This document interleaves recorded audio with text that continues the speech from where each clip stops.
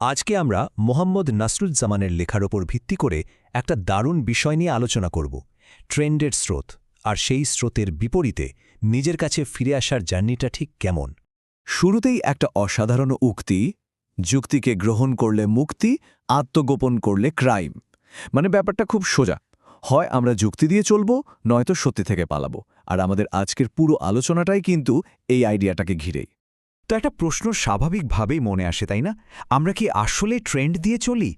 এই যে তথ্যের একটা বিশাল সমুদ্র আমাদের চারপাশে, সেখানে আমাদের জীবনটা ঠিক কতটাই চলতি হাওয়ার স্রোতে ভেসে যায়?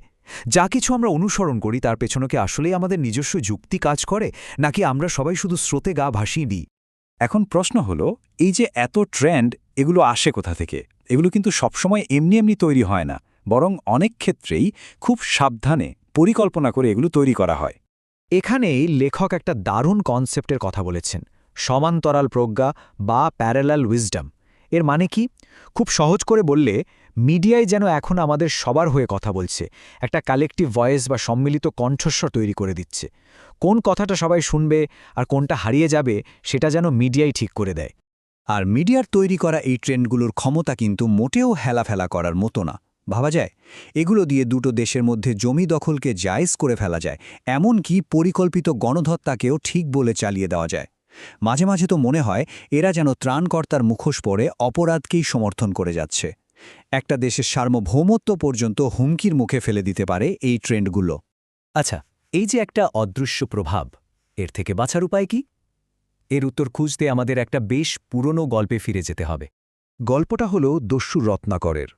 তার জ্ঞান বা দুনিয়াটা ছিল খুব ছোট আর সরল। তার মতে বেঁচে থাকতে হলে অন্যের ধন সম্পদ কেড়ে নিতে হবে, দরকার হলে প্রাণও নিতে হবে। এটাই ছিল তার সময়ের আর পরিবেশের ট্রেন্ড, আর সেও সেটাকেই একমাত্র সত্যি বলে বিশ্বাস করত। কিন্তু হঠাৎ একদিন তার সামনে কয়েকটা খুব সাধারণ কিন্তু গভীর প্রশ্ন এসে দাঁড়াল। বেঁচে থাকার কি এটাই একমাত্র পথ? এমন কোনো কাজ কি নেই যেখানে অন্যের ক্ষতি করতে হয় না?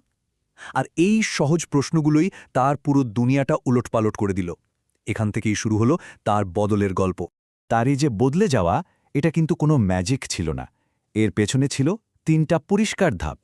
প্রথমে প্রশ্ন করা, তারপর উপলব্ধি করা যে আরে, অন্যের ক্ষতি না করেও তো বাঁচা যায়। আর সবশেষে ঘর বাপসি, মানে নিজের আসল সত্তায়, নিজের নৈতিকতায় ফিরে আসা। শুধু এই একটি বোধই তার জীবনটা পুরোপুরি বদলে দিয়েছিল। এই গল্পটা থেকে আমরা আজকের দুনিয়াকে বোঝার জন্য দুটো দারুণ রূপক পাই। একটা হলো সিন্ধু, মানে সমুদ্র, আর অন্যটা হলো বিন্দু, মানে এক ফোঁটা জল। ব্যাপারটা একটু খেয়াল